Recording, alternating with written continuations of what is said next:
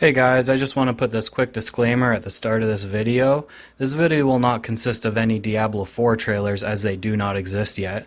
This video is an outline of what could possibly be at stake for Blizzard's future in the gaming industry. And this video will focus on Diablo and how it has changed over the years and what could possibly be its future from what we've seen in the past. Let's start with what we've been told. Yes, Diablo 4 does exist, and yes, it is supposed to be shown to the gaming world at Blizzcon 2019. Rumor has it, gameplay has already been shown to the Blizzard staff, but we don't know for sure. Let's go back to December 31st, 1996, when the first Diablo game was released. It took the gaming world by storm, and is still being played, and content is still being made to this very day. There was an online mode played over Battle.net that allowed you to play with other people, which was one of its key features. They also released an expansion called Hellfire on November 24th, 1997, which gave the game even more replayability and introduced a new character called the Monk. It also set a very high standard for what games should be and put Blizzard front and center of the gaming industry. Now let's jump ahead 4 years after the first Diablo to Diablo 2's release on June 29, 2000. Blizzard did it again, making a game that was and is still so good it has tens of thousands of people logging on every day to play over Battle.net. With its deep crafting system and secret levels and new skill system that implemented synergies and so much more, it was truly one of a kind. It also had an expansion called Lord of Destruction that was released on June 27, 2001, which brought two new characters, the Assassin and the Druid, new zones, and a new story. And with that, Blizzard's fan base grew, as well as its popularity as a company.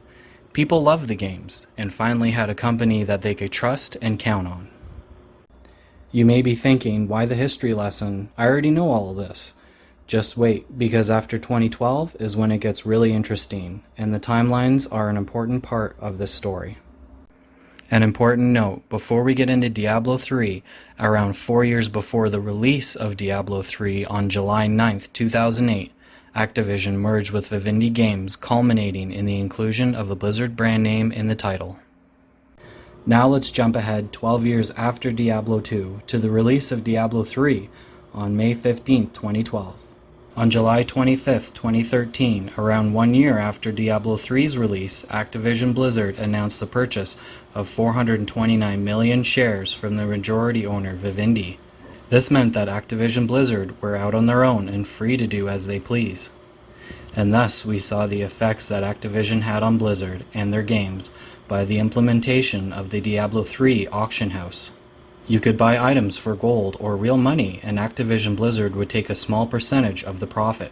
On June 24, 2014, the auction house was shut down for good, and a new expansion, Reaper of Souls, was released on March 25, 2014. I think this was Activision Blizzard testing the waters and making a lot of money while doing so, but that's just my opinion. Not to take anything away from Diablo 3, it is still a very good game. Now we are going to briefly talk about BlizzCon 2018 and the Diablo Immortal fiasco. Who could forget that? Diablo on mobile seemed like a betrayal of its loyal fans, and everyone there knew with mobile games there was always ads and in-app purchases, which is the last thing a new Diablo game needs. The outrage from the crowd and the backlash online was immense, and Activision Blizzard couldn't ignore it.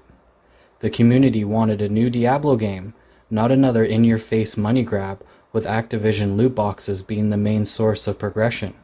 This was not acceptable. As a result, Activision Blizzard stocks began to fall, and fall fast. In conclusion, we won't know until BlizzCon 2019 what Diablo 4 will be like. All the rumors will be cleared up once we see the trailer and gameplay footage. I really don't think Activision Blizzard wants a repeat of last year when they revealed Diablo 4.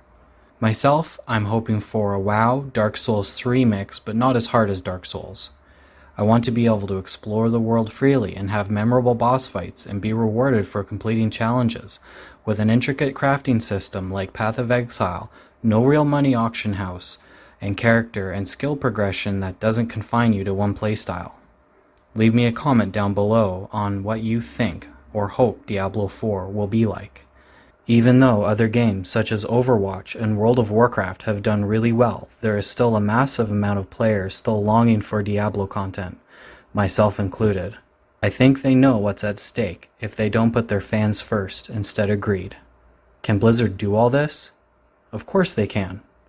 They've done it in the past, why not now when it's most crucial? Will they? We all get to find out the answer to that question together this November.